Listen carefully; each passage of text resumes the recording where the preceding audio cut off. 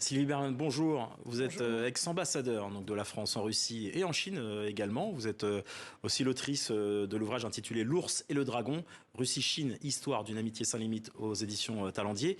Dans son discours d'aujourd'hui, Vladimir Poutine a présenté l'invasion de l'Ukraine comme une continuité de la lutte contre le nazisme.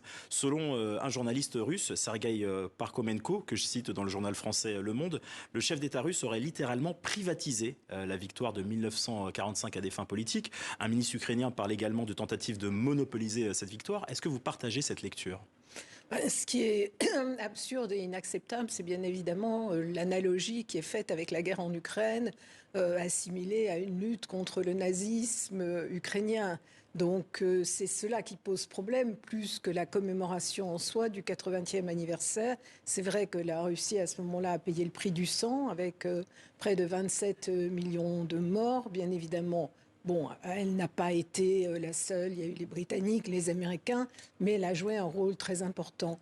Vladimir Poutine voulait organiser le 75e anniversaire, où il avait invité Donald Trump, Xi Jinping, le président Macron et Angela Merkel. Il n'a pas pu à cause du Covid. Et là, bon, il avait à cœur de le faire dans un contexte qui est évidemment différent. Alors, Vladimir Poutine, toujours, accuse l'Occident de manipuler l'histoire, tout en affirmant que l'ensemble de la société russe soutient l'offensive contre l'Ukraine. Ce recours forcément à l'histoire comme arme idéologique est-il un simple outil de propagande ou un élément structurant de son pouvoir ? Alors, il a depuis des années réussi à militariser la société russe. Les enfants ont tous des musées dans leurs écoles, dans leurs lycées sur la Deuxième Guerre mondiale. Et donc, il y a effectivement toute cette culture assez guerrière, patriotique, qui fait partie effectivement du pouvoir et du narratif de Vladimir Poutine. Alors il y a une trêve de 3 jours qui avait été annoncée justement entre le 8 et le 10 mai. Pourtant des attaques ont continué sur le terrain selon Volodymyr Zelensky. Est-ce qu'il faut y voir une manœuvre de manipulation, de communication ou un aveu d'impuissance à faire respecter ses propres décisions de la part de Vladimir Poutine ? Alors je crois que ce qu'il voulait, c'est sécuriser cette parade du 9 mai, de ne pas avoir que ce soit gâché. de distraction entre guillemets avec des drones qui arriveraient ou sur Moscou ou ailleurs. Donc c'était dans son intérêt. Maintenant, je ne suis pas sûre qu'on puisse faire respecter une trêve comme ça du jour au lendemain. Et de leur Parce côté, qu'après tout, c'était son intérêt de dire « moi j'ai respecté la trêve ». De l'autre côté, c'est les Ukrainiens qui n'en veulent pas. C'est un jeu qui dure depuis C'est pas un mal de jeu, temps. il l'avait déjà fait au moment de Pâques, effectivement.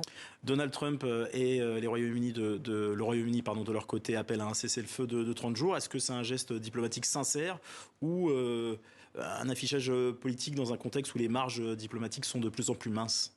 Alors je crois que Donald Trump est certainement déçu et puis irrité par l'absence de réponse de Vladimir Poutine, parce que en fait, il avait quand même un peu tapé sur la tête de Volodymyr Zelensky dans des conditions qui ont choqué d'ailleurs beaucoup de monde dans le bureau ovale. Il a été un petit peu sonné, Volodymyr Zelensky, mais du coup, il a joué le jeu. Et Donald Trump n'arrive pas à obtenir un engagement de la part de Vladimir Poutine, donc il hausse le ton. Maintenant, tout n'est pas fini non plus. J'ai tendance à dire aujourd'hui en particulier que la messe n'est pas dite. Bien dit. Et le fait qu'il soit appuyé par le Royaume-Uni, ça a une importance ou pas trop ? Le Royaume-Uni a toujours été proche des États-Unis, puis de toute façon, c'est une position européenne.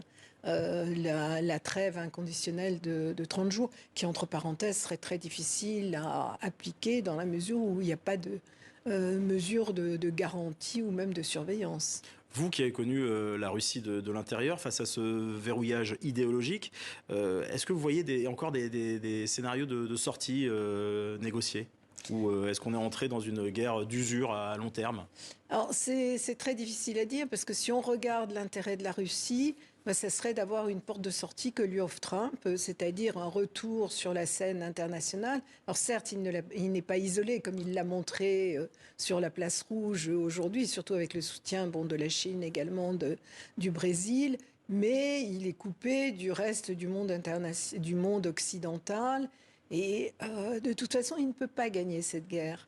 Parce que, on le voit, le front est plus ou moins gelé, il gagne quelques mètres carrés, ça n'a pas véritablement d'intérêt.